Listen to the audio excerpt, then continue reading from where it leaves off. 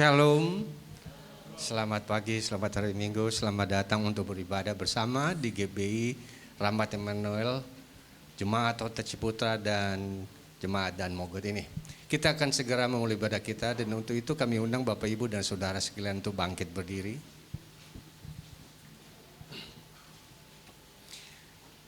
Mari kita arahkan hati dan pikiran kita kepada Tuhan dan kita bersatu di dalam doa. Segala hormat dan puji syukur kami panjatkan bagimu Bapa, Tuhan yang kami kenal, kami sembah di dalam nama Yesus Kristus. Sungguh besar kasih setiamu Bapa. Engkau yang telah datang ke dalam dunia ini untuk menyelamatkan kami dari hukuman dosa. Engkau yang telah menganugerahkan Roh-Mu yang kudus untuk menolong kami di dalam berbagai-bagai kelemahan kami. Mengingatkan kami akan firman-Mu, memampukan kami hidup sesuai dengan firman-Mu. Terima kasih Bapa.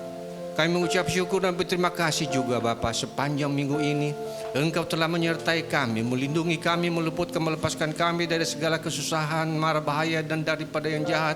Engkau telah mencukupkan segala kebutuhan hidup kami akan apa yang kami makan, minum dan pakai. Bahkan kami dapat menikmati hidup kami dengan penuh kasih, sukacita dan damai sejahtera yang datang daripadamu. Bapa, ini kami anak-anak-Mu. Kami hendak bersyukur, kami hendak berterima kasih atas segala kebaikan-Mu Bapa. Dan kami juga rindu untuk mendengarkan kebenaran firman-Mu yang menguatkan iman kami. Bapa, kami membuka hati kami seluas-luasnya bagi kebenaran firman-Mu yang akan disampaikan oleh hamba-Mu Pendeta David Harrison. Kami berdoa, berkati hamba-Mu, urapi hamba-Mu dengan urapan yang baru, agar melalui bibir mulutnya kami boleh mendengarkan isi hati-Mu yang Engkau sampaikan bagi kami. Demikian juga Bapa, kami berdoa bagi semua anak-anak-Mu yang mengambil bagian pelayanan dalam ibadah pada pagi hari ini, baik worship leader, para singer, para pemain musik, teknisi asar dan semua tanpa ada yang terkecuali Bapa. Sucikan kami, layakkan kami untuk melayani Engkau Bapa. Terima kasih Bapa. Beracaralah Bapa, kami menyerahkan ibadah kami ini ke dalam tangan-Mu. Ya, dan demikianlah kami telah berdoa di dalam nama Tuhan Yesus. Mari yang percaya kita sama-sama katakan amin.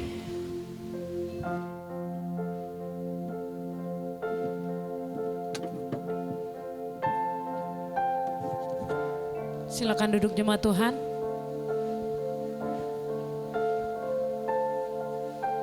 Mari kita bawa ucapan syukur kita yang terbaik buat Tuhan, karena kasih-Nya begitu besar bagi setiap kita.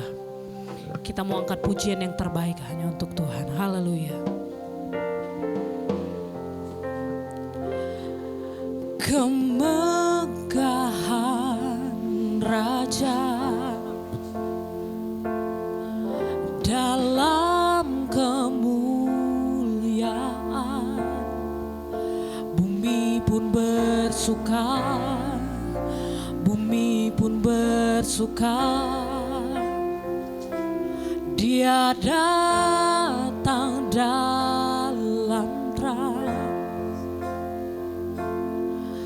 kegelapan pun sirna, umat-Nya bersujud mendengar suara-Nya besar, besar Allahku. Nyanyikan besar Allahku, selamanya besar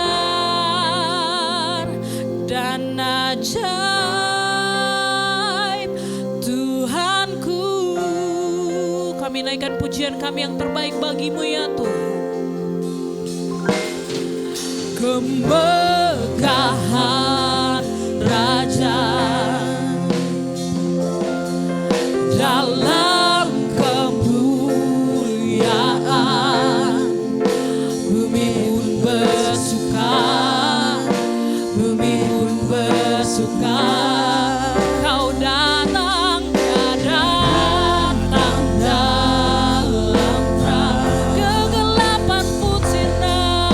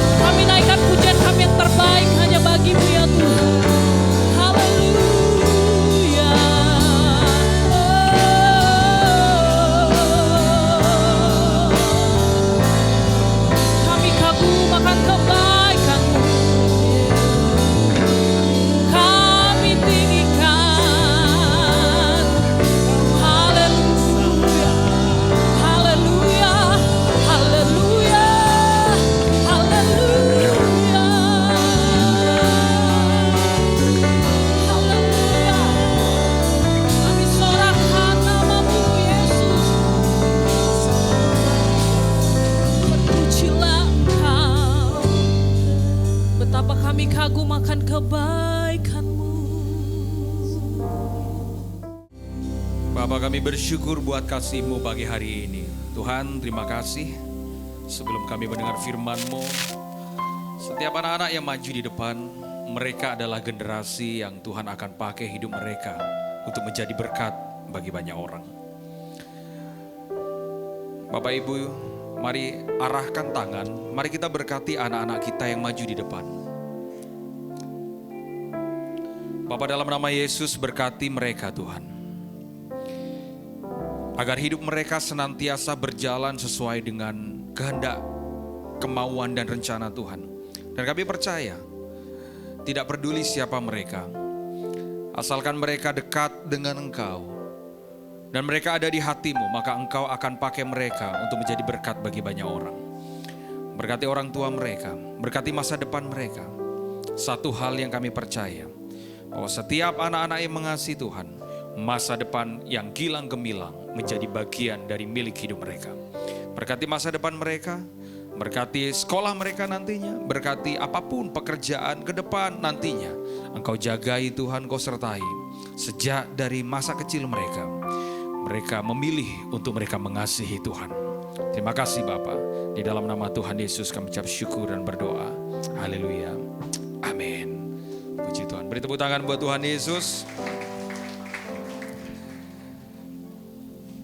Silakan saudara duduk. Anak-anak lucu ya. Sekali lagi beri tepuk tangan buat Tuhan untuk guru-guru sekolah minggu yang mereka membagikan hidup mereka untuk melayani anak-anak. Puji Tuhan. Shalom. Apa kabar? Saudara bersuka cita? Puji Tuhan. Dengan tidak mengurangi rasa hormat, terima kasih buat Bapak Ibu Gembala yang mengizinkan waktu bagi saya untuk membagikan firman Tuhan hari ini. Perkenalkan, nama saya David Herson. Saya di tempat ini untuk pertama kalinya, tapi di GBI REM untuk kedua kalinya saya melayani. Saya tadi malam melayani Natal, 2 hari yang lalu saya dari Pekanbaru. Biasa kalau Natal pendeta itu udah jadi laki-laki panggilan bahasanya. Udah kesini, kesana, kesono gitu. Tapi buat saya belajar satu hal. Saudara, seperti apa yang saya akan bagikan hari ini, saudara, banyak orang merayakan Natal dan semua orang suka dengan Natal, betul? Natal itu dirayakan setahun sekali. Semua orang suka merayakan Natal. Di kota-kota Kristen, Manado, Kupang, Ambon, Papua, itu kalau merayakan Natal, udahlah.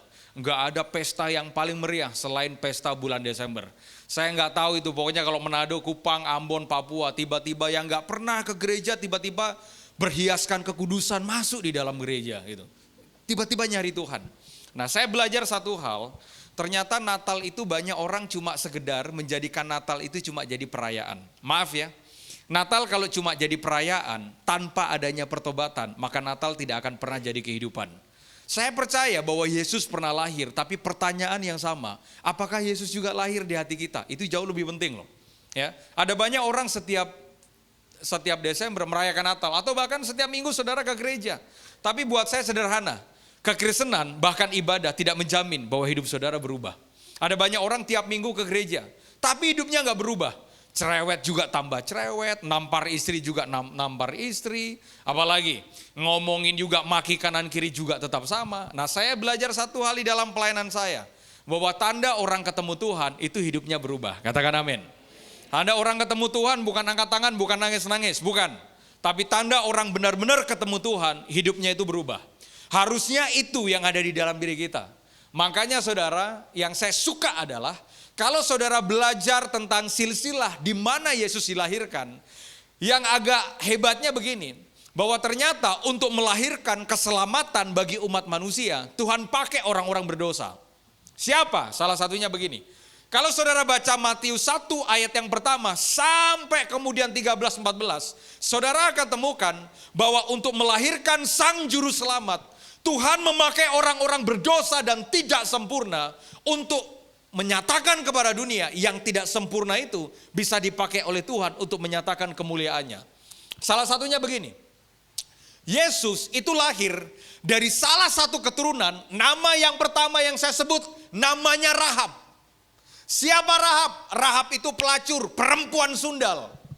Tapi tahu nggak saudara? Rahab dipakai oleh Tuhan untuk melahirkan sang juru selamat. Nama yang kedua, kemanapun Yesus melayani, Yesus selalu disebut sebagai anak Daud. Betul? Kalau saudara baca Alkitab, selalu saudara baca Yesus anak Daud. Dia masuk ke Jericho, orang teriak Yesus anak Daud. Di Yerusalem orang teriak Yesus anak Daud. Siapa Daud? Raja. Betul. Siapa Daud? Diurapi. Betul. Tapi siapa Daud di balik raja dan diurapi? Dia seorang pezina. Dia seorang otak dari pembunuhan atas kematian Uria. Pertanyaan saya sederhana. Kenapa yang kudus justru dilahirkan dari yang tidak kudus? Tuhan mau ajarkan kepada kita bahwa semua orang, kita semua bisa salah, Pak. Semua orang, semua kita bisa gagal. Tapi asalkan kita berubah, Tuhan bisa pakai kita untuk menjadi alat kemuliaannya Dia. Coba, Yesus itu lahir dalam kekudusan. Tapi Yesus lahir dari silsilah ketidakkudusan. Pelacur. Rahab itu pelacur. Disingkirkan, dipandang sebelah mata, tidak dianggap. Tapi justru Rahab dipakai oleh Tuhan untuk menjadi silsilah melahirkan Yesus. Sama seperti Daud. Ini sebenarnya sederhana. Siapapun kita mungkin boleh gagal, Pak.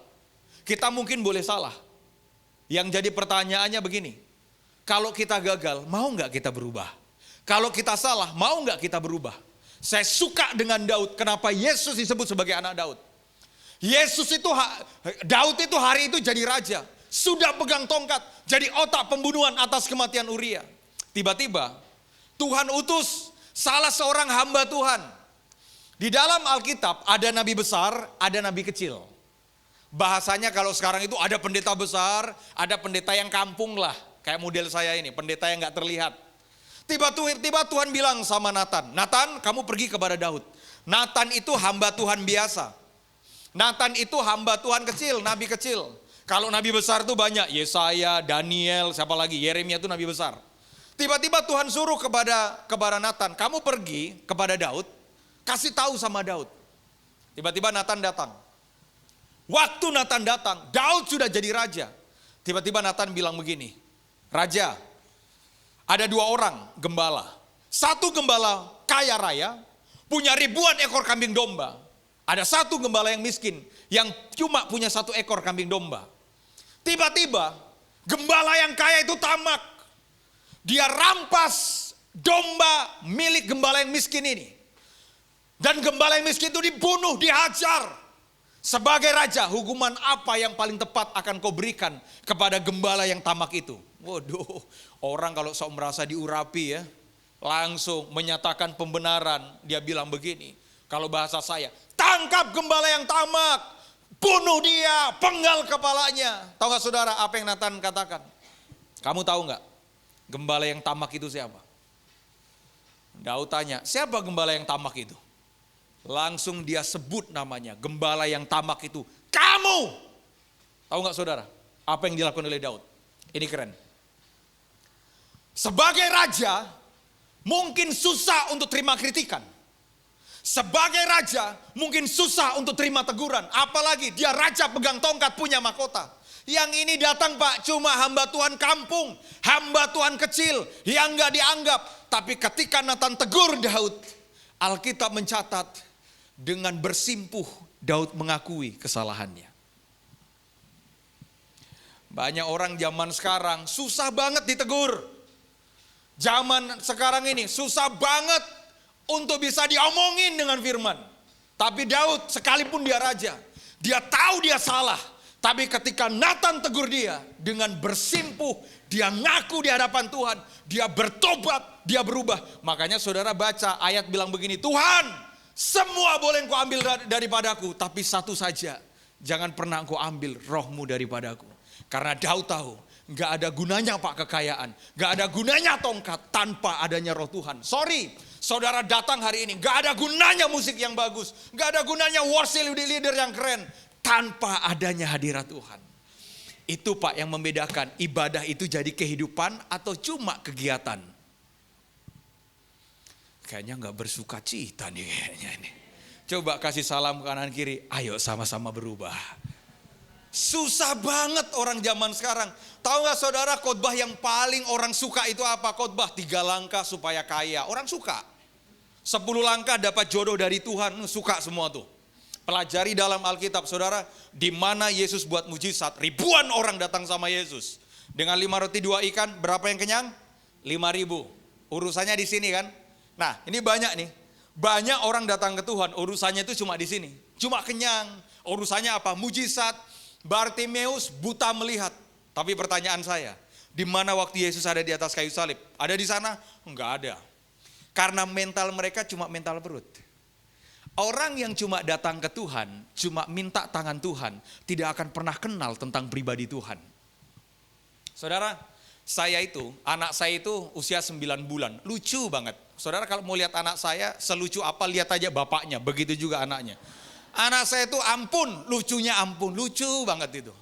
Tapi pernah buat saya bukan sakit hati lah, pernah buat saya sedikit sakit hati. Gara-gara apa?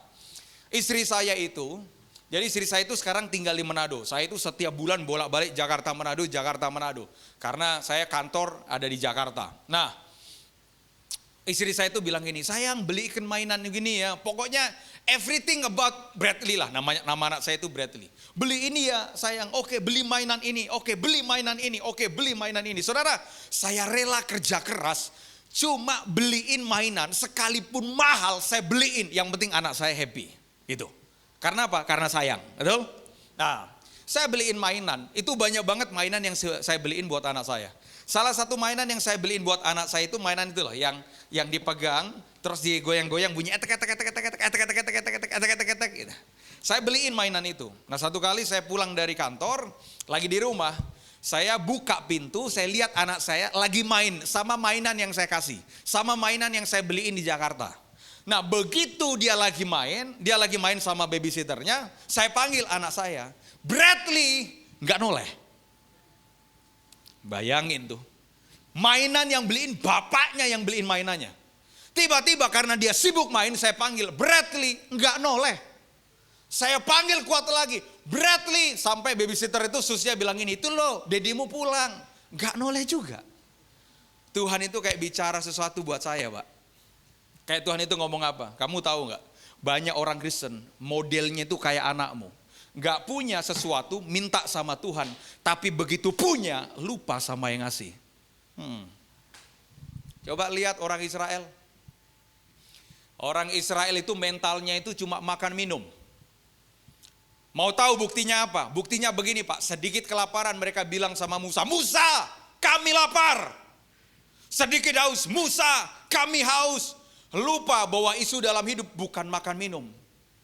Ini Pak, jauh lebih penting. Makanya harusnya orang Israel dari tanah Mesir ke tanah perjanjian itu cuma 40 hari. Tapi Tuhan buat bertahun-tahun. Kenapa Tuhan buat bertahun-tahun? Karena memang orang Israel sudah keluar dari Mesir. Tapi orang Israel belum keluar dari mental Mesir. Anda tahu mental Mesir itu apa? Mental budak. Ada banyak orang beribadah, mentalnya gak berubah. Masih gini sama Tuhan. Kayak gak kenal bahwa Tuhan adalah bapaknya dia. Kalau anak saya datang sama saya, terus kemudian dia bilang begini, Papa minta dong. Besok lagi, Papa minta dong. Papa minta ada makanan gak di rumah. Papa minta dong. Kalau dia tiap hari minta. Saya akan jawab gini, kamu gak percaya? Gua ini bapak lo.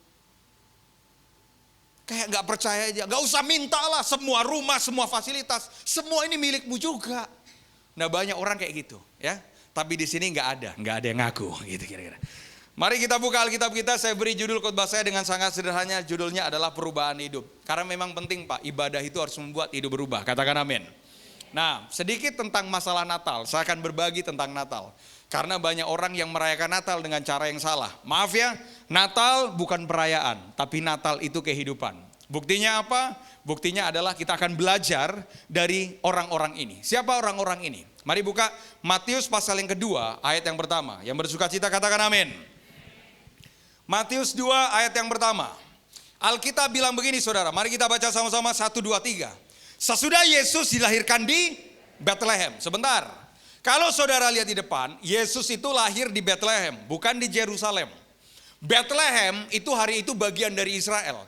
Bethlehem waktu itu Pak kota kecil. Tapi justru kerennya begini, kota kecil dipakai oleh Tuhan untuk melahirkan sang juru selamat. Sederhana, seringkali dalam hidup kita persis seperti Bethlehem.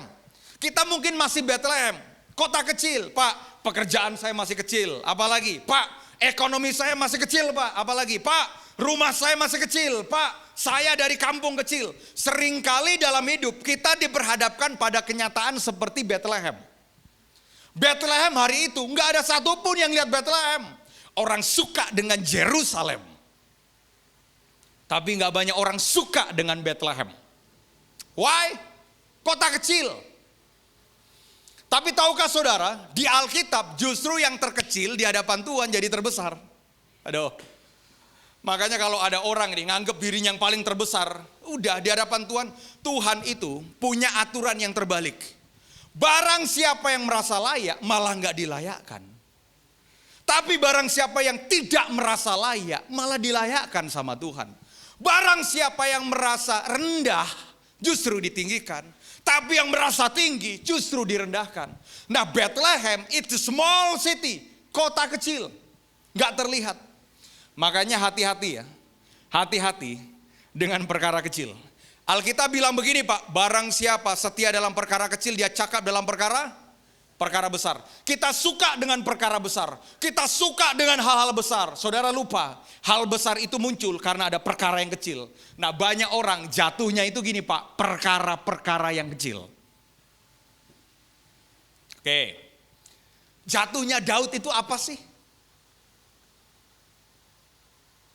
Jatuhnya Daud itu bukan berzina. Bukan.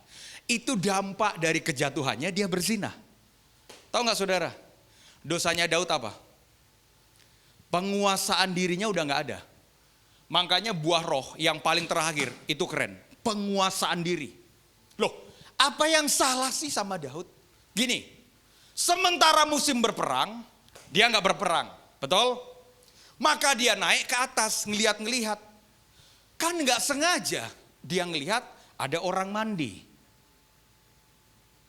Emang sengaja gitu dilihat? Itu kejadian yang tidak sengaja loh. Loh, salah nggak sih tiba-tiba?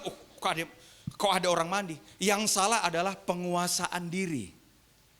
Makanya ya maaf, dosa pertama kali terjadi itu karena penguasaan diri yang gagal. Waktu Hawa dia lihat buah itu menarik, penguasaan dirinya nggak ada. Padahal dia lupa Tuhan udah larang. Buah itu disikat. Makanya hati-hati ya ibu-ibu kalau sudah masuk di mall, tolong penguasaan dirinya. Ngelihat barang apapun tolong kuasai dirimu. Alkitab bilang begini, barang siapa yang mampu menguasai diri, dia seperti orang yang bisa menguasai kota. Bener loh, penguasaan diri itu penting Pak. Saya tadi malam saya khotbah, saya dengan penyanyi rohani yang dulu pernah gagal, tapi sudahlah, orang itu kadang dalam hidup ya, kita itu kadang menempatkan diri kayak orang-orang Farisi. Begitu kedapatan Maria Magdalena berzina, kita lempar batu, kita mau rajam dia. Itu kan kejadian di mana Maria Magdalena kan kedapatan berzina. Ketika Maria Magdalena kedapatan berzina, orang-orang Farisi, mereka seret Maria Magdalena, mereka semua ambil batu, mereka mau rajam Maria Magdalena dengan batu. Kemudian Yesus bilang begini, barang siapa yang tidak berdosa, silakan lempar perempuan ini dengan batu. Zaman sekarang bukan batu itu Pak. Tapi jangan zaman sekarang itu kita ngelempar batu gosip, batu fitnah lah, batu di sosial media lah, batu umpatan, batu gosip lagi. Nah, ketika saya ngobrol dengan Frankie Sihombing, kita ngobrol banyak, terus kemudian ada orang. Ini agak lucu nih, tapi ini cukup nampar saya. Dia datang, Pak, doakan Pak supaya saya sembuh. Terus saya tanya, kenapa? Sakitnya itu udah gula, darah tinggi, pokoknya kolesterol kompleks lah sakitnya. Saya doakan. Lucu tapi menampar ini ya. Saya semoga ini juga bisa membuat kita tertampar juga. Saya doakan Pak, dalam nama Yesus sembuh, dalam nama Yesus Tuhan sembuhkan, amin. Habis itu makan, kan habis isi Natal. Pak begitu makan Pak, sate kambing dihajar, gulai kambing dihajar. Saya langsung diam, Roh Kudus tegur saya loh. Maaf ya, banyak orang suka mujizat, tapi nggak banyak orang suka untuk bertobat. Terkadang dalam hidup, kita jatuh berbagai-bagai pencobaan karena kebodohan. Betul nggak? Makanya kita mesti jaga diri kita ya, untuk kita mengasihi Tuhan. Katakan amin. Nah kembali, ketika Yesus dilahirkan di Bethlehem, kota kecil. Alkitab bilang apa? Yuk kita baca terus. Di tanah Yudea dan pada zaman Raja Herodes. Alkitab bilang apa saudara? Datanglah orang-orang Majus dari timur ke Yerusalem. Oke. Mereka tidak langsung ke Bethlehem, tapi mereka ke Yerusalem, ke kota besarnya dulu. Makanya Bethlehem itu kota kecil ya, jangan disepelekan. Makanya kalau saudara lihat sebelah kananmu masih kecil, saudara suka merendahkan mereka, hati-hati. Karena ada pada saatnya Tuhan akan meninggikan mereka. Saya belajar tentang prinsip kerajaan sorga. Bisa ditampilkan? Alkitab bilang begini, hal kerajaan sorga itu seumpama biji sesawi. Kalau bisa ditampilkan, ada gambarnya itu saya sudah siapkan. Lihat ini saudara. Hal kerajaan sorga itu seumpama biji sesawi. Coba perhatikan, antara benih dan hasilnya dan pohonnya itu beda banget. Biji sesawi itu benihnya kecil sekali, tapi mampu menghasilkan pohon yang sangat besar. Unbelievable. Benihnya kecil, tapi mampu menghasilkan pohon yang sangat besar. Bagaimana caranya? Coba kita baca yuk. 1, 2, 3. Memang biji itu yang paling kecil. Sebentar. Memang benih sesawi yang paling kecil di antara segala jenis benih. Seringkali kita kadang berjemaat begini, Pak, ekonomi saya yang paling kecil Pak di antara semua jemaat. Rumah saya yang paling kecil di antara semua jemaat. Kampung saya paling kecil di antara semua jemaat. Sama seperti biji sesawi. Bijinya itu kecil sekali di antara segala jenis benih. Alkitab bilang begini, memang itu apa sih? Memang itu ya secara kenyataannya, memang Pak kenyataannya saya ini dari kampung kecil, ekonomi kecil. Memang secara kenyataan, memang biji itu yang paling kecil dari segala jenis benih. Alkitab bilang apa saudara? Tetapi, sebentar. Tidak ada kata dalam bahasa Indonesia yang paling dahsyat maknanya kecuali kata tetapi. Kenapa? Karena kata tetapi mampu membatalkan kalimat-kalimat di belakangnya. Contoh, kamu ganteng, kamu cantik, tapi bau. Ganteng dan cantik hilang. Begitu muncul kata tetapi. Perhatikan ayat ini keren. Saya dalam hidup, saya selalu melihat dan dengar apa kata Tuhan daripada omongan orang. Makanya kalau ada orang bilang begini, kamu akan gagal, kamu gak mungkin diberkati, kamu pasti hancur. Saudara harus berani pakai iman kata tetapi aku percaya bahwa setiap orang yang mengandalkan Tuhan pasti akan diangkat oleh Tuhan. Gitu dong harusnya. Jangan karena omongan orang dan saudara ikuti dan saudara jadi seperti kata mereka. Makanya memang kecil Pak. Biji sesawi itu kecil, memang secara kenyataan. Tapi Alkitab begini, tetapi apabila sudah apa? Tumbuh. Ini penting, maaf ya. Saudara datang di tempat ini jangan cuma bergereja, tapi jadilah benih yang tumbuh. Karena benih tidak akan jadi apa-apa kalau benih itu tidak tumbuh. Coba lihat. Coba lihat saudara. Benihnya kecil. Tapi ketika dia sudah tumbuh, Alkitab bilang begini, sesawi itu lebih besar daripada sayuran yang lain.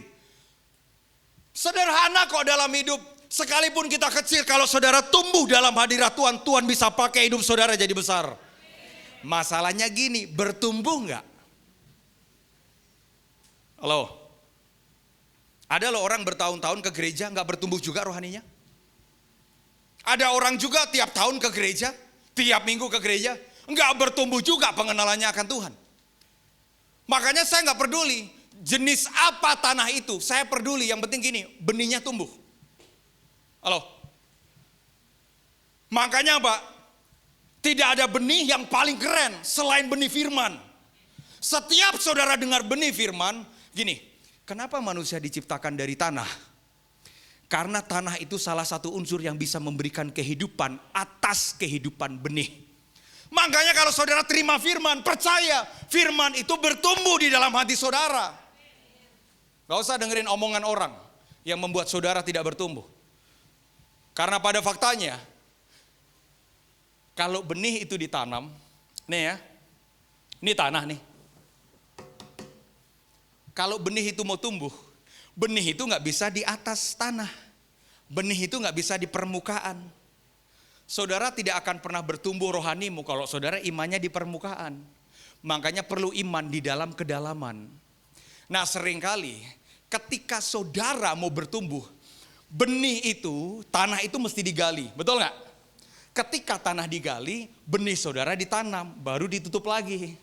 Ketika saudara sedang tertanam, maka ketika tanah itu menutup galian lubang yang digali ada benih di dalamnya, kadang tidak terlihat.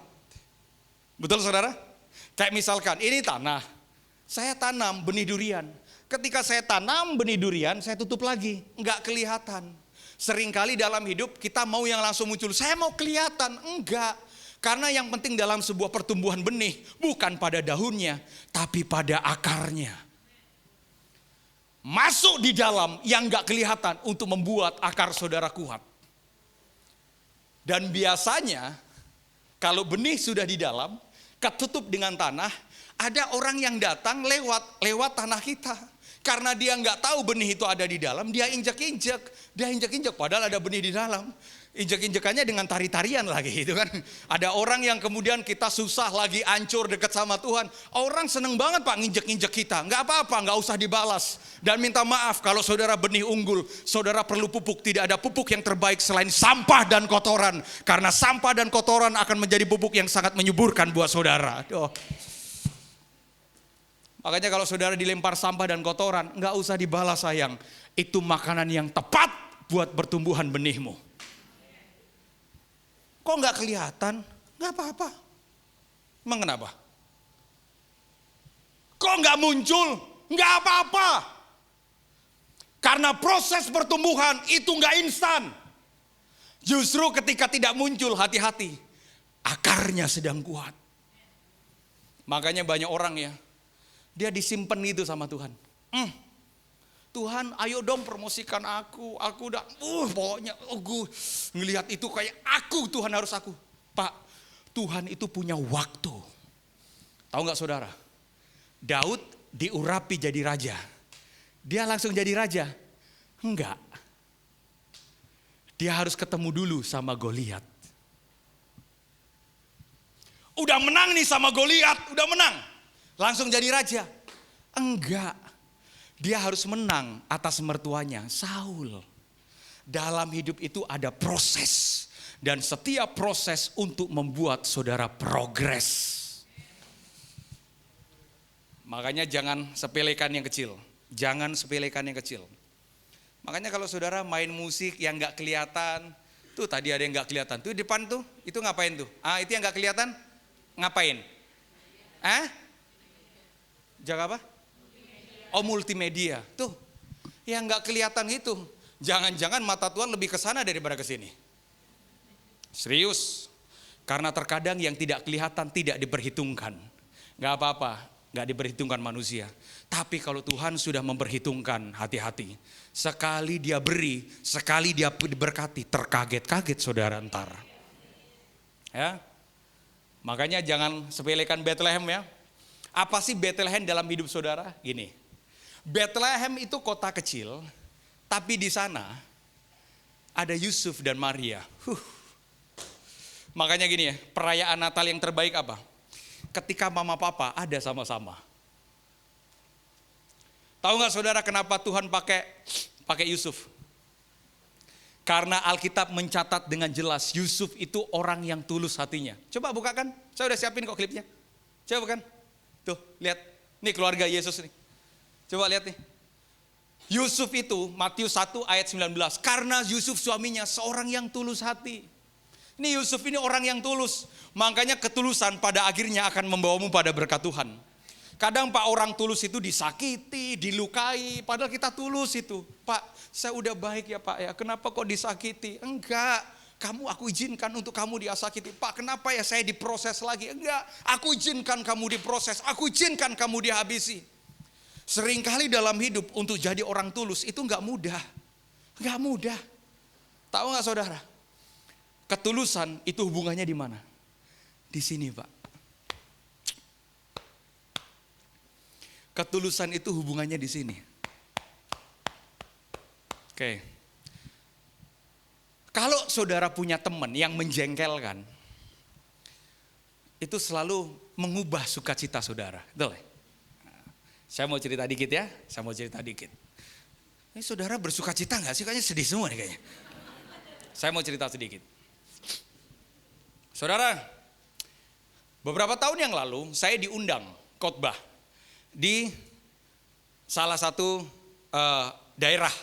Secara dia DM saya, jadi saya kan pendeta yang aktif banget di sosial media. Saya di DM, "Shalom Pak Pendeta, boleh minta nomor teleponnya?" "Oh ya boleh." Saya kirimin lah nomor handphone saya. Terus dia lanjut di WA, "Pak, saya mau undang Bapak khotbah. Di mana? Alamatnya di sini, tanggalnya sekian, harinya sekian, jamnya sekian." Saya bilang, "Oke," saya note, langsung oke. Sekitar 2 bulan, tempatnya itu secara map ya, secara alamat, itu tempatnya itu sana Pak, di Tangerang sana. Nah saudara bayangin tuh, saya tinggal di Citra Garden, saya harus ke Tangerang, itu kan bisa 2 jaman ya kan. Waduh, udah sore Pak, ibadahnya jam 7, itu jam 4 saya udah jalan, udah nyetir jam 4. Udah pakai baju rapi, udah pakai jas, katanya mau KKR, pakai minyak rambut, pokoknya ganteng, laler nempel kepleset saking gantengnya. Udah nyetir tuh, sampailah nyampe di Tangerang. Begitu nyampe di Tangerang, saya masih sekitar jam-jam 6, setengah 7 lah. Saya nunggu, oh ini mungkin belum buka. Saya lihat itu kompleks bangunan ruko kosong, masih kosong. Mungkin saya salah alamat, ya udahlah, saya cari kopi, saya cari tempat ngopi. Saya WA. Begitu saya WA, "Pak, saya sudah di sini Pak. Nanti jam 7 saya akan ke tempat Bapak." Udah nggak dibalas. Bayangin tuh. Udah sama sekali gak dibalas. Ya udah, saya datang ke alamat yang seperti dia kirimkan buat saya. Begitu sampai di tempat itu bangunan ruko kosong. Ya saya masih tulus saja lah gitu. Ya udahlah, paling nanti jam 7 lewat 10 menit atau jam 7 lewat 15 menit. Kok saya nunggu kok gak ada mobil lewat juga, parkir di situ, gak ada kegiatan ibadah. Saya telepon bapak itu, ternyata nomor saya sudah diblok, di Instagram juga diblok. Siapa dia? Mungkin ada salah satu di sini itu yang ngerjain saya? Nggak ada. Saya, bapak ibu bilang, "Bapak kan pendeta, pasti bapak penuh sabar." Enggak, marah juga pak saya lagi di mobil, saya marah. Itu setir mobil Pak, itu sampai saya pukul. Apa-apaan ini? Capek 2 jam, ternyata dikerjain. Nah, saya punya sahabat. Beliau sekarang komjen. Waktu itu beliau belum ada di BSSN. Saya minta salah satu keluarga dari beliau, boleh nggak bantuin? Kebetulan ada di BIN. Boleh nggak bantuin? Bantuin apa? Coba cek nomor handphone ini atas nama siapa. Nah, orang ini yang ngerjain saya lupa bahwa untuk pakai nomor handphone itu harus daftarkan nomor induk itu loh, nik KTP itu loh. Orang ini lupa. Tahu gak saudara? Gak sampai 1 hari. Temen saya yang di BIN itu bilang begini, "Pastor, nomor ini, atas nama depan ini, nama tengahnya ini, nama belakangnya ini." Saya tanya, namanya siapa? Nama lengkapnya. Saudara tahu gak dia siapa? Teman satu bangku di Sekolah Tinggi Teologia Betani Surabaya.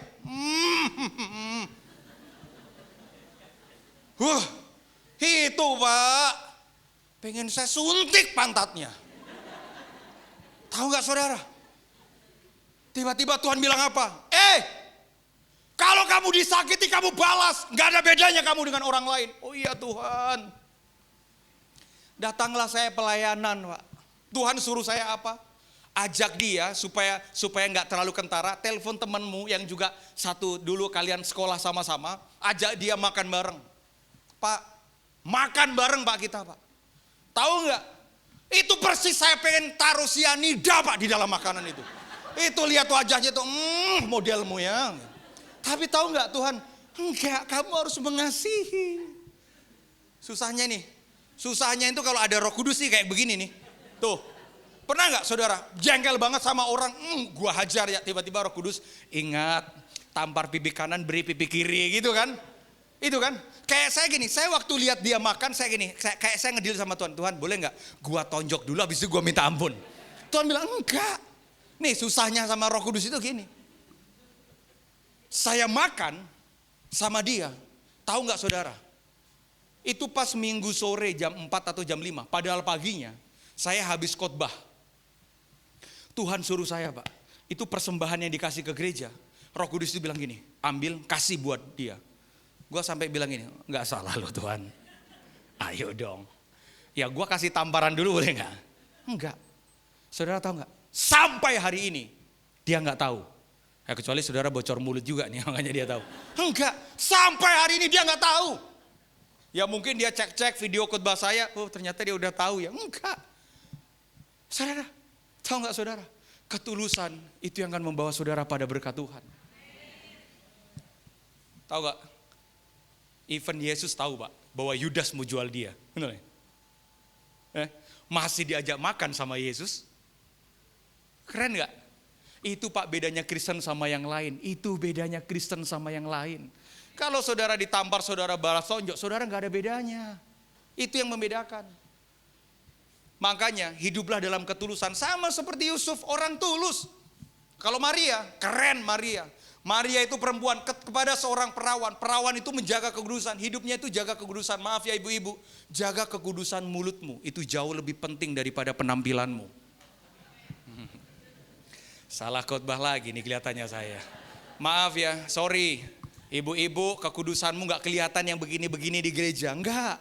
Kekudusanmu terlihat ketika kamu mampu jaga mulutmu. Terutama gini, jaga jarimu di sosial media. Kita Pak, kadang ada orang itu udah kita ngomong, dasar ya itu makanya kurang ajar tuh, hancur tuh. Maaf ya, kalau ada orang yang salah dan gagal, tugas saudara bukan ngomong, tapi tugas saudara nolong. Saudara percaya bahwa kita semua anggota tubuh Kristus, katakan amin. Berarti kita saudara kan? Kita saudara. Kalau ada saudaramu yang gagal, yang salah, tugas saudara bukan menghakimi. Maaf ya, kalau kakimu kotor, jangan ditabok, jangan dipukul, jangan ditampar. Kita itu kadang anggota tubuh yang lain lagi kotor. Apa yang kita lakukan? Tuh, dasar lo ya. Tuh, kotor lo. Gagal lo. Jatuh lagi lo. Dasar lo. Bukan. Seringkali kita mengambil jadi hakim buat kehidupan orang lain. Pak, mari jaga kekudusan diri kita. Dengan cara apa? Dengan cara jangan pernah tercemar dengan dunia. Nah kembali. Ketika orang Majus ini datang ke Yerusalem, apa yang mereka lakukan? Mereka dipanggil sama Herodes. Gak lama lagi, 5-10 menit saya selesai. Maka Matius kedua ayat yang ke-7 dan 8. Kalau bisa ditampilkan klip yang saya sudah siapkan. Saudara bersuka cita, katakan amin. Alkitab bilang begini, lalu dengan diam-diam, apa saudara? Herodes memanggil orang-orang Majus itu dan dengan teliti bertanya kepada mereka, bila mana bintang itu nampak? Kerennya orang Majus adalah dia lihat bintang, dia mau datang. Ada banyak orang zaman sekarang sudah lihat tanda tapi gak mau datang sama Tuhan. Orang Majus tidak cukup kalau cuma melihat, dia mau ketemu. Punya mental harus mau ketemu sama Tuhan. Nah sebelum mereka ketemu sama Tuhan dipanggil sama Herodes. Ada banyak orang di gereja spiritnya model kayak Herodes. Herodes itu spiritnya apa? Ayat yang ke-8, spiritnya Herodes begini. Kemudian ia menyuruh mereka ke Bethlehem katanya, pergilah dan selidiki. Ada banyak orang gak tahu kenapa di gereja kerjaannya kayak Herodes. Tukang selidik. Herodes itu spiritnya dia selidiki. Saudara, kalau saudara punya kenalan polisi, di kepolisian, itu ada begini Pak, sebelum seseorang itu jadi tersangka, ada proses namanya proses lidik sama sidik. Penyelidikan, penyidikan, dan kemudian ditetapkan waktu BAP-nya sudah lengkap nih jadi tersangka atau enggak. Kalau saudara hobinya cuma lidik, nyelidiki orang lain, pasti saudara akan menjadi hakim yang menempatkan orang itu jadi tersangka. Pasti. Coba, tuh kan, jangan-jangan dia kan, jangan-jangan dia kan. Udah kita tetapkan dia jadi tersangka. Udah gagal lo. Hancur lo. Gak bener lo hidup lo. Gak kudus hidup lo. Makanya belajar kasih itu mesti harus lebih besar daripada semua kenyataan yang kita lihat. Terus. Pergi dan selidiki dengan sesama hal mengenai anak itu dan segera sudah kamu menemukan dia. Lihat. Kabarkanlah kepadaku supaya aku pun datang menyembah dia. Bohong. Herodes itu raja yang gak kepengen ada raja lain. Tahu gak saudara niat Herodes itu kenapa mau membunuh bayi Yesus? Karena hari itu di Yerusalem cuma ada satu raja. Namanya Herodes. Tiba-tiba orang Majus bilang, di mana dia raja orang Yahudi? Kami sudah melihat bintangnya, kami mau datang menyembah dia. Oh dia marah saudara. Loh yang jadi raja ini cuma gua, gak ada raja yang lain. Tiba-tiba mereka ngomong ada raja yang lain. Maaf ya, seringkali dalam hidup ketika ada orang muncul menggantikan posisi kita marah loh. Bahkan kita berniat membunuh mereka. Bukan membunuh secara fisik. Oh gak bisa. Mesti gua yang jadi worship leader. Oh gak bisa. Mesti saya yang di depan. Udah kita sikut mereka. Kita bunuh mereka. Kita singkirkan mereka. Saya ngalamin berbagai-bagai pencobaan dan aniaya. Bahkan di dalam pelayanan. Ngelihat orang dipromosikan sedikit. Oh gak bisa. Buang aja dia. Udah gak bisa. Gak bisa. Saudara. Gereja akan kuat. Kalau masing-masing menganggap yang lain lebih utama dari dirinya sendiri. Sama seperti Herodes. Kenapa dia mau membunuh? Karena dia tidak suka posisinya digantikan. Makanya dia marah. Harus cuma dia yang jadi raja. Terus. Apa yang dilakukan oleh orang-orang Majus? Klip terakhir nih, saya suka ini. Ketika mereka sampai di Bethlehem, Alkitab mencatat. Maka masuklah mereka ke dalam rumah itu dan melihat anak itu bersama Maria ibunya. Terus lalu apa saudara? Sujud menyembah. Lihat nih. Natal yang mereka rayakan bukan perayaan. Tapi mereka datang, mereka masuk. Mereka menyembah. Loh Pak, mereka kan bawa persembahan. Betul. Mereka bawa persembahan. Tapi saudara harus bedakan mana persembahan, mana penyembahan. Persembahan itu hubungannya pada pemberian. Tapi penyembahan itu hubungannya dengan hidup. Orang Majus ketika ketemu dengan Yesus tidak sibuk sama persembahan, tapi sibuk dengan penyembahan. Makanya mereka sujud menyembah. Setelah mereka sujud menyembah, baru mereka kasih persembahan. Penyembahan itu pemberian hidup saudara. Persembahan itu pemberian dari tangan saudara. Bedakan itu. Ada banyak orang mau ke gereja yang sibuk cuma persembahannya. Bukan. Ngasih gede buat gereja, keren. Perpuluhan paling gede, keren. Bantu orang sakit, orang miskin, pelayanan anak panti asuhan, keren. Itu persembahan. Tapi biarkan hidup saudara jadi penyembahan. Makanya setelah orang Majus menyembah, 5 menit lagi saya selesai nih. Mereka buka. Saya tahu kok. Zaman sekarang itu khotbah lama gak suka. Orang itu Pak, zaman sekarang itu paling suka nonton drama Korea daripada ibadah. Ini makanya, saudara kalau tanya sama saya, I'm serious. Even istri saya loh. Istri saya itu nonton apa? Crash, apa itu? Apa? Oh ibu kok tahu banget bu? Hah? Oh nggak nonton. Ada Crash Landing on You ya, betul ya? Nangis loh. Saya kadang komplain sama istri saya, laki lo kerja sampai patah tulang lo gak pernah nangis ya. Nonton drama Korea lo sampai nangis ya. Saudara kembali. Ketika mereka ketemu sama Yesus. Apa yang mereka buka? Ini keren nih. Mereka pun membuka tempat harta bendanya. Dan mempersembahkan persembahan kepadanya. Yaitu apa? Emas, kemenyan, dan mur. Oke. Emas itu apa? Kemenyan itu, mur itu apa? Dengan cepat. Emas itu barang yang paling mahal. Mereka buka, kasih sama Tuhan. Pertanyaan saya sederhana. Emas apa sih yang saudara bisa kasih sama Tuhan? Penting ini. Emas apa sih? Apa sih yang paling mahal yang saudara bisa kasih buat Yesus? Nih Yesus yang lahir nih. Apa sih kado terbaik emas yang bisa saudara kasih yang paling mahal buat Tuhan? Uang, bohong. Suara, bohong. Waktu, bohong. Yang paling mahal yang saudara bisa kasih buat Tuhan apa? Nih, hidup saudara. Itu harus jadi persembahan yang paling mahal. Yang kedua Pak, mereka datang, mereka bawa kemenyan. Ini, kemenyan itu wangi. Semua orang suka wangi. Bau wangi itu semua orang suka. Kalau ada satu ruangan tiba-tiba baunya, pasti itu bau wangi. Tapi kalau di satu ruangan baunya, pasti bau kentut nih. Semua orang suka bau wangi. Maaf ya, hidup kita ini baunya wangi gak sih? Orang suka Pak dengan wangi-wangian. Jangan-jangan hidup kita ini orang dekat sama kita, busuk banget Pak. Mimbar aja wangi, di luar ancur. Jangan-jangan hidup kita ini gak wangi buat orang lain. Karena wangi itu gak bisa dibuat-buat. Maaf ya, kentut aja di ujung mana, pasti baunya pasti busuk. Sampai hari ini saya gak pernah temukan kentut itu wangi. Kalau saudara gak percaya, setiap ada yang kentut coba saudara cium. Gak pernah Pak, gak tahu kenapa. Setiap kentut pasti bau apa? Busuk. Setiap bangkai baunya apa? Busuk. Nah kita perlu hidup yang wangi buat orang lain. Sampai orang itu gini sama kita.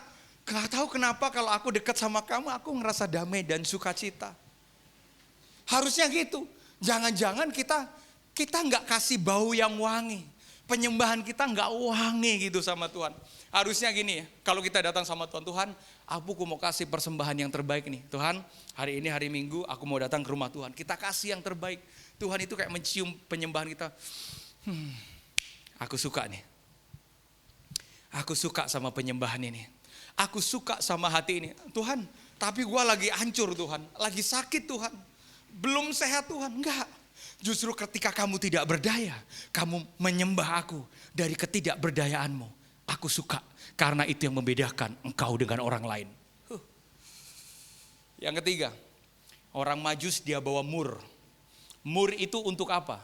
Mur itu fungsinya untuk mengawetkan mayat. Jadi apapun kalau diolesin dengan mur pasti akan awet. Saya berdoa nih jemaat rem nih, penyembahan iman saudara awet sama Tuhan. Enggak panas-panasan gitu Natalnya. Desember ke gereja habis itu enggak tahu ngilang. Saya berdoa sampai kita kembali ke rumah Bapa, hati kita awet tetap menyembah kepada Yesus. Saya undang pemain musik bangkit berdiri. Pesan sederhana 3 hal. Emas, kemenyan, dan mur. Yang paling mahal. Yang paling wangi. Mari jadi hidup itu mesti wangi buat orang lain. Yang ketiga. Yang paling tahan lama. Gak setengah-setengah. Saya berdoa harmonisnya antara Yusuf dan Maria lama. Karena faktanya Yusuf dan Maria sampai akhir hidup mereka melayani Tuhan. Sekalipun mereka diolok-olok, sekalipun mereka menghadapi badai karena anaknya dimusuhi semua orang-orang beragama. Tapi Yusuf dan Maria, bahkan Maria saudara keren. Ketika Yesus ada di atas kayu salib, seorang ibu, dia tetap ada di bawah salib Yesus. Kenapa? Karena dia tahu yang dikerjakan oleh anaknya tidak salah. Kristen itu, pertama kali saya jadi Kristen, itu karena satu hal sih sebenarnya. Kalau saudara bilang ya, kenapa sih Pak Pendeta, saya bukan Kristen sebelumnya. Keluarga saya, di kampung saya, satu kampung itu gak ada satupun yang Kristen. Hari ini tuh keluarga saya, om saya, sama tante saya. Dan kakak saya nomor pertama. Kalau kakak saya nomor 2, panggilannya sama. Cuma rumahnya beda, itu aja. Saudara, alasan saya sederhana, kenapa saya ikut Yesus. Satu saja. Bukan karena, Kristen itu ada penyembahan, yang lain juga ada nyanyian. Kristen itu ada gereja, yang lain juga punya tempat ibadah. Kristen itu ada apa? Ada kitab suci, yang lain juga punya kitab suci. Kristen itu punya Tuhan, yang lain juga punya Tuhan. Tapi satu hal, yang gak dimiliki oleh yang lain. Tuhannya gak ada yang mau mati buat umatnya, kecuali apa yang Yesus buat. Ya, itu yang membuat saya bangga. Bahwa ternyata kasih itu bukan kita berkorban buat Tuhan seperti yang lainnya.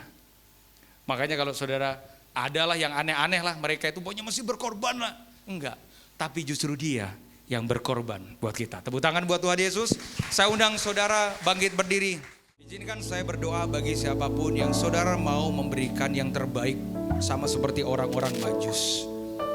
Dia berikan emas yang paling mahal. Diri kita, hidup kita, kita kasih ke Tuhan.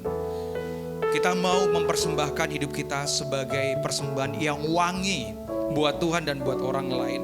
Dan kita mau berubah hidup kita. Dan seperti emur yang awet, tahan lama. Bahkan sampai Kristus datang kali yang kedua, hati kita tetap kepada Tuhan. Saudara yang rindu didoakan, angkat tangan kananmu, taruh tangan kiri di dada saudara. Izinkan saya berdoa Bapa dalam nama Yesus. Setiap jemaat yang mengangkat tangan, Tuhan, Engkau bawa hati mereka untuk mereka semakin mengasihi Tuhan. Hamba percaya Tuhan, apapun yang terjadi tidak akan pernah menghalangi kasih Tuhan atas hidup mereka. Berkati mereka untuk mereka semakin senantiasa kuat di dalam Tuhan. Pencobaan apapun, ujian apapun, masalah apapun yang mereka hadapi, sadarkan mereka satu hal, bahwa tangan Tuhan tidak pernah melepas hidup mereka. Tangan-Mu tetap memeluk kami, tangan-Mu tetap memegang kami. Terima kasih Bapa, dalam nama Yesus kami ucap syukur. Haleluya. Yang sama-sama katakan amin. Silakan duduk.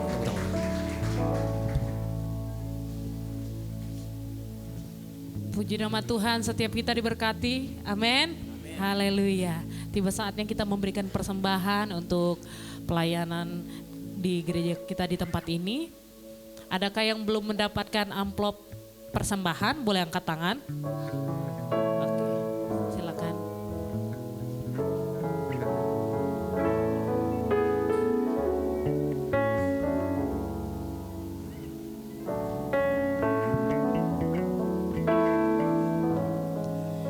Bapak Ibu, kita akan memberikan persembahan kita.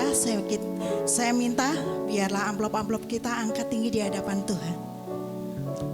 Bapak yang baik, terima kasih Tuhan Yesus.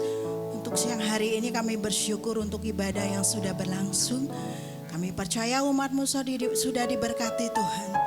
Melalui pujian penyembahan firman Tuhan yang disampaikan Tuhan, boleh menjadi kekuatan bagi jiwa rohani kami. Sehingga iman kami semakin semakin kuat di dalam Engkau. Kau memberkati hamba-Mu Pastor David Tuhan. Pakai hamba-Mu lebih lagi dalam melayani pekerjaan-Mu Tuhan. Berkati juga keluarganya, apa yang dikerjakannya boleh berhasil. Terima kasih Tuhan, siang hari ini juga kami mau mengembalikan berkat-berkat Tuhan. Hari Tuhan kuduskan dan sucikan benda-benda mati ini Tuhan. Boleh menjadi alat untuk pekerjaan-Mu di gereja GBI Rem. Juga Engkau memberkati hamba-hamba Tuhan yang Tuhan percayakan untuk mengelola Tuhan. Agar Tuhan segalanya untuk kemuliaan nama Tuhan. Berkati kami semuanya yang siap memberi dengan penuh ucapan syukur. Di dalam nama Tuhan Yesus kami sudah berdoa dan ucap syukur. Haleluya. Amin.